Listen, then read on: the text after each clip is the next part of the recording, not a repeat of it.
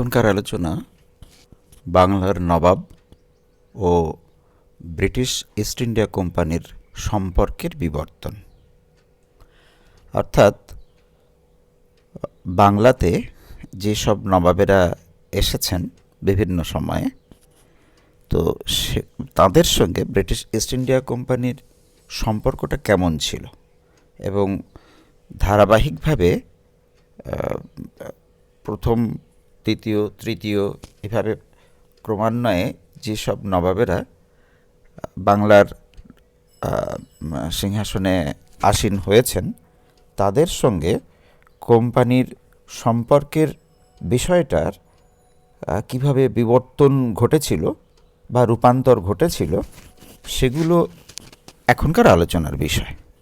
তো এই টপিকের উপরে সাধারণভাবে একটা মডেলে প্রশ্ন হতে দেখা যায় যে বাংলার প্রথম 3 নবাবের সাথে ব্রিটিশ ইস্ট ইন্ডিয়া কোম্পানির সম্পর্ক নির্ণয় করো, সেই হিসেবে একটা মডেল হয়। তো সেটা মাথায় রেখে তোমরা পড়তে পারো। তার মধ্যে একটি উজ্জ্বল প্রশ্ন যেটা টিকা হিসেবে আসে সেটা হচ্ছে ফারুক শিয়রের ফরমান। টিকা লেখো ফারুক শিয়রের ফরমান। তোমরা দেখতেই পাচ্ছ বিষয়টা, সেটা এখানে আছে।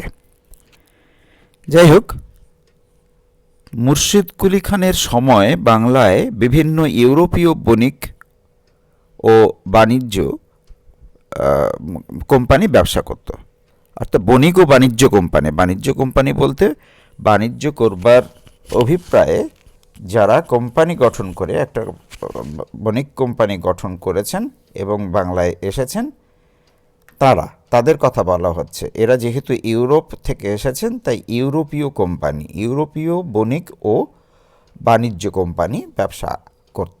সেগুলির মধ্যে ব্রিটিশ, ওলন্দাজ, ফরাসি এই 3টি কোম্পানি ছিল সবথেকে বেশি ক্ষমতাশালী। তাদের মধ্যে আবার ব্রিটিশ ইস্ট ইন্ডিয়া কোম্পানির বাণিজ্যিক উদ্যোগ ছিল সবথেকে বেশি। এদের তৎপরতা অনেক বেশি ডাইনামিক, উপস্থিত বুদ্ধি অনেক, এবং সরকারিভাবে শিথিলতার দিকে যদি বিচার করা যায় সেক্ষেত্রেও অনেক।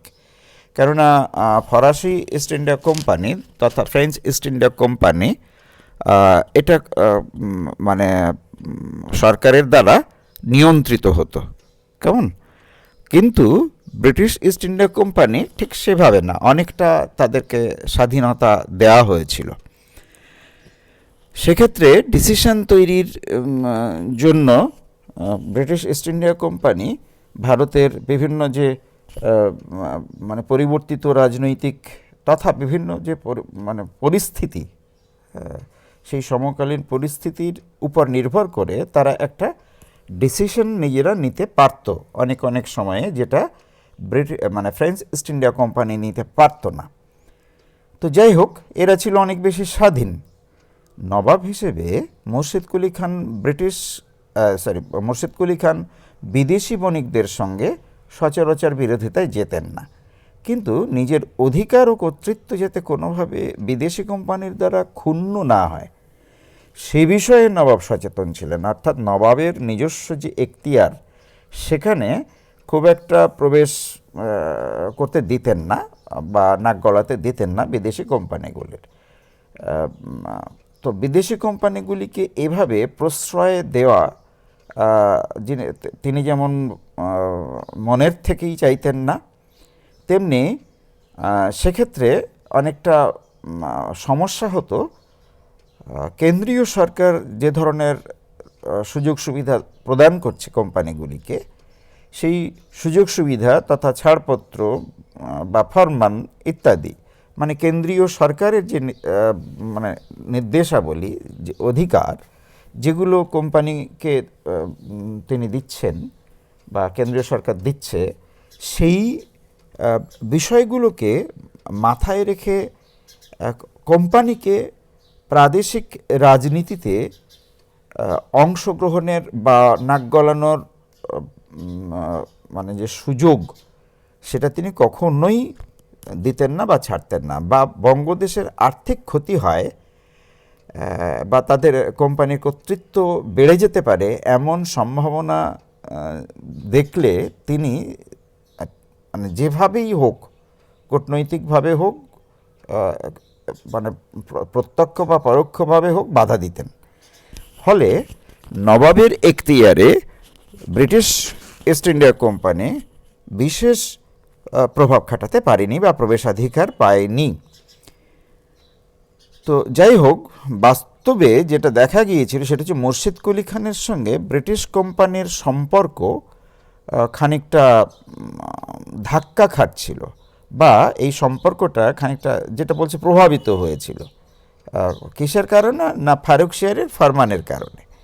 তো ফারুক শেয়ারের ফরমানটা যদি এতটাই গুরুত্বপূর্ণ হয় যে নবাব এবং কোম্পানি, একটি বণিক কোম্পানি তথা বৈদেশিক বণিক কোম্পানি, তার সঙ্গে বাংলার প্রশাসক তথা নবাবের যে সম্পর্ক তার রূপান্তর ঘটছে বা একটা খটাখটি লাগছে, যেটাকে আমরা বলছি যে সম্পর্কের রূপান্তর আমরা লক্ষ্য করছি, সেটা শুধু বণিক হিসেবে যেন তারা আর থাকছেন না।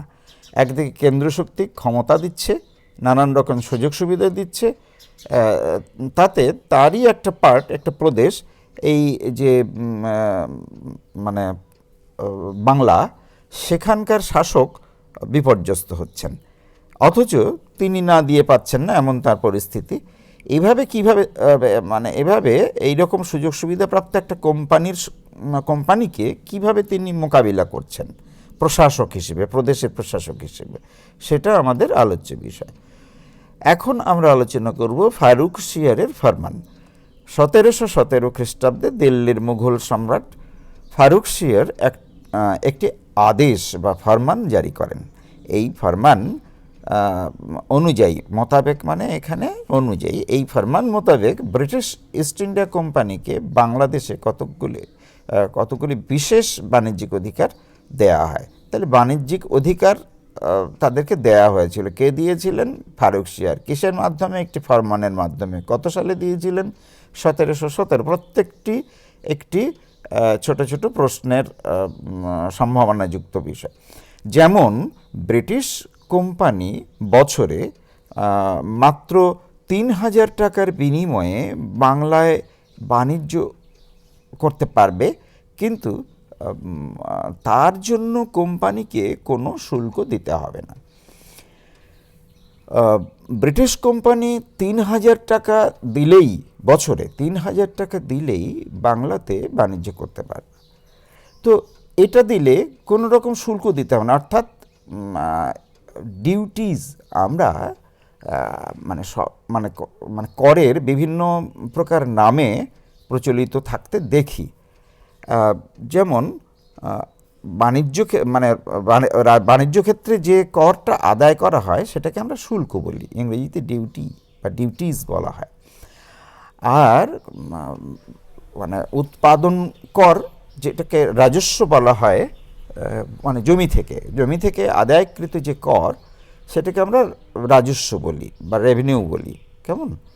ঠিক এইরকম সাধারণ অন্যান্য কর আছে, কর নামে আছে, নানান টার্ম তার সঙ্গে যুক্ত হয়। হ্যাঁ, যেমন আয় কর, সেগুলো কর। তো এখানে বাণিজ্য ক্ষেত্র থেকে যে কর আদায় করা হয় তাকে শুল্ক বলে। তো সেই শুল্ক দিতে হবে না। আমাদের যেমন মানে জিএসটি নামে আছে, কেমন? সেটা এক ধরনের শুল্ক, বাণিজ্য শুল্ক। তো ব্রিটিশ কোম্পানি কলকাতার কাছাকাছি 38টি গ্রামের জমিদারি কিনতে পারবে। কোম্পানির পণ্য কেউ চুরি করলে তাকে নবাব, অর্থাৎ বাংলার নবাব, শাস্তি দেবেন ও কোম্পানিকে ক্ষতিপূরণ দেবেন। দেখো কাণ্ড, মানে এমন তিনি দিলেন কতগুলো অধিকার, যে অধিকারে প্রথমত 3000 টাকার বিনিময়ে, বার্ষিক 3000 টাকার বিনিময়ে বাংলা বাণিজ্য করতে পারবে, তাও আবার বিনা শুল্কে। এর পাশাপাশি কলকাতার কাছাকাছি, অর্থাৎ কলকাতা সন্নিহিত অঞ্চলে কোম্পানি 38টি গ্রামের জমিদারি কিনতে পারবে। আবার কোম্পানির যেসব জিনিসপত্র, অর্থাৎ পণ্য, দ্যাট ইজ দ্য কমোডিটিজ, অর্থাৎ যে জিনিস তারা বিক্রি করবে, সেই বিক্রয়যোগ্য যে জিনিসপত্র তাকে পণ্য বলে, সেই পণ্যগুলো যদি কেউ চুরি করে তার জন্যে নবাব ক্ষতিপূরণ দেবেন কোম্পানিকে, অর্থাৎ বাংলার নবাব ক্ষতিপূরণ দেবেন। আর বাংলার নবাব সেই চুরি করবেন যিনি, তাকে শাস্তি দেবেন। কোম্পানির জাহাজের সঙ্গে অনুমতিপত্র থাকলেই সেই জাহাজ অবাধে বাণিজ্য করতে পারবে। অর্থাৎ ওই যে ফরমান, তার প্রতিলিপি বা কপি জাহাজে যদি থাকে, তাহলে তাদের বাণিজ্যের ক্ষেত্রে কোনো রকম বাধার সম্মুখীন নবাব হবেন না। তাছাড়া বাংলার নবাবের মুর্শিদাবাদ টাকশাল প্রয়োজন মতো কোম্পানি ব্যবহার করতে পারবে। কেমন, আগের টাকশালটা এরকম ছিল। যাই হোক, মুর্শিদাবাদে যে টাকশাল ছিল সেই টাকশালটাকে কোম্পানি ব্যবহার করতে পারবে। তো যাই হোক, এখানে মানে ফারুকশিয়ার কীভাবে মোকাবিলা করেছিলেন সে বিষয়ে কিছুটা বলা যেতে পারে। তিনি ওই অঞ্চলের যেসব জমিদার ছিলেন কলকাতা সন্নিহিত, সেই অঞ্চলের জমিদারদের তিনি ডেকে পাঠিয়ে তাদেরকে তিনি জানিয়েছিলেন যে আপনাদের কাছে কোম্পানি যদি কোনো জমিদারি কিনতে চায় বা গ্রাম কিনতে চায়, আপনারা তাদের কাছে কোনোভাবেই কোনো মূল্যেই বিক্রি করবেন না। তো তিনি তার মানে ফরমান কেন্দ্রিক যে অসহায়তা সেটা তিনি জানিয়ে দিয়েছিলেন, বুঝিয়েছিলেন যে এভাবে কোম্পানির গ্রাসে যেন বাংলা শিকার না হয়। আবার মুর্শিদাবাদের টাকশালের দায়িত্বে ছিলেন জগৎ শেঠরা। তো যে জগৎ শেঠের কে তিনি ডেকে সেই নির্দেশ দিয়েছিলেন যে আমি তোমাদেরকে মানে কোম্পানিকে বাধা দিতে পারবো না, কিন্তু আপনি কোনো না কোনোভাবেই এটাকে আটকাবেন, মানে অরাজি হবেন। এইভাবে টেকনিক্যালি তিনি পথ বার করেছিলেন। মানে সরাসরি সংঘর্ষে কোম্পানির সঙ্গে সাধারণভাবে যেতে চাননি। তো যাই হোক, এটা বুঝতেই পারছো, এটা ছবি আঁকা আছে। এটা কার আঁকা, কোথায় এটি আছে, কিসের ছবি, এইসব সংক্রান্ত কিছু তথ্য দেওয়া আছে। এখন আসছি আমরা ওই সংক্রান্ত পরবর্তী আলোচনায়। ফারুকশিয়ারের ফরমান বাংলায় ব্রিটিশ ইস্ট ইন্ডিয়া কোম্পানির প্রায় অবাধ বাণিজ্যের পথ খুলে দিয়েছিল। অদূর ভবিষ্যতে বাংলার নবাবের সঙ্গে ব্রিটিশ কোম্পানির অর্থনৈতিক ও রাজনৈতিক সংঘাতের পটভূমি তৈরি করেছিল এই ফরমান। ফরমানকে তাহলে আমরা সেই আর্থরাজনৈতিক যে সংঘাত বাংলার কোম্পানির মানে ব্রিটিশ কোম্পানির সঙ্গে বাংলার নবাবের, সেইটার যেন পটভূমি নির্মাণ করেছিল এই ফরমান। এইভাবে পটভূমি নির্মাণ করেছিল ওই শর্তের সাপেক্ষে। সুবা বাংলায় আগেই বলেছি, ব্রিটিশ মুঘল আমলে প্রদেশগুলিকে প্রদেশ না বলে সুবা বলা হতো। তো যাই হোক, সেই সুবা বাংলায় প্রায় স্বাধীনভাবে শাসন করলেও মুর্শিদ কুলি খান মুঘল সম্রাটের অধীন ছিলেন। ফলে কোম্পানিকে দেওয়া মানে ফারুকশিয়ারের ফরমান সরাসরি নাকচ করার অধিকার তার ছিল না।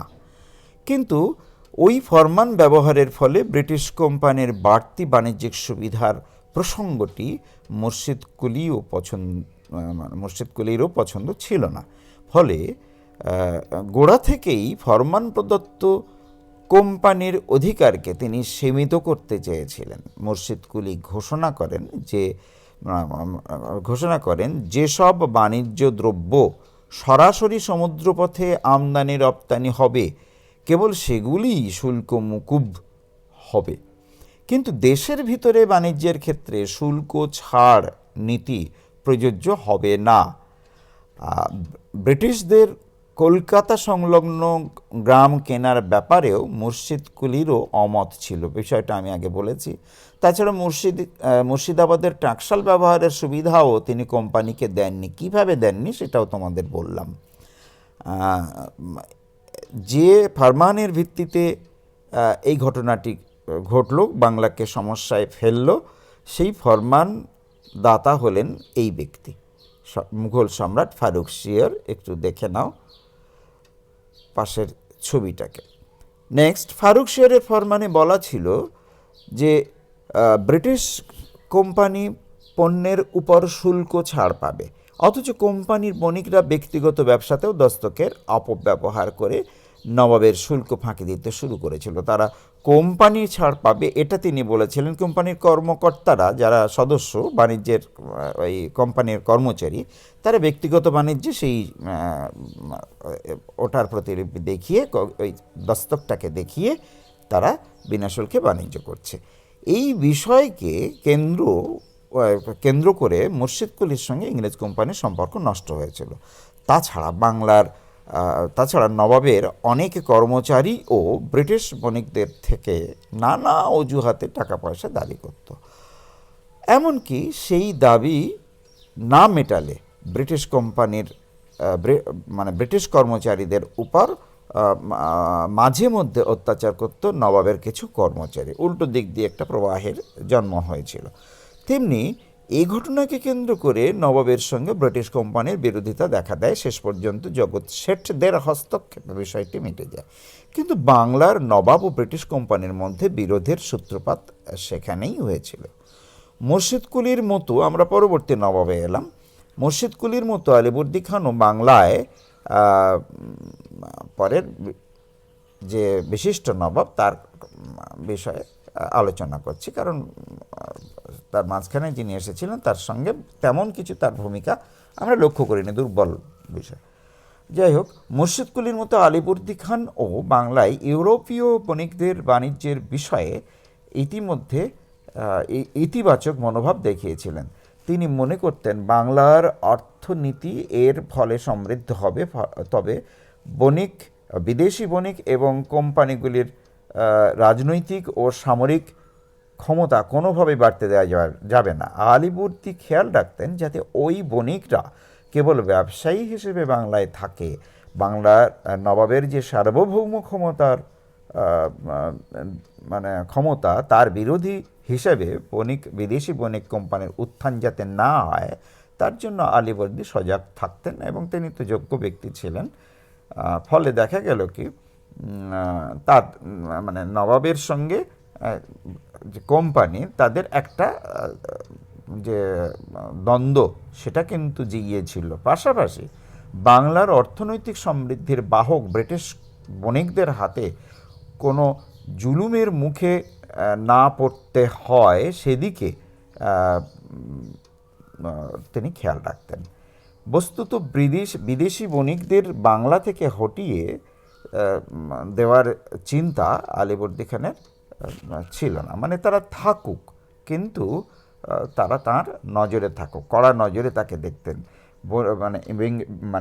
বাংলার যে ব্রিটিশ ইস্ট ইন্ডিয়া কোম্পানি তাদের ব্যাপারে তিনি প্রচণ্ড সচেতন ছিলেন।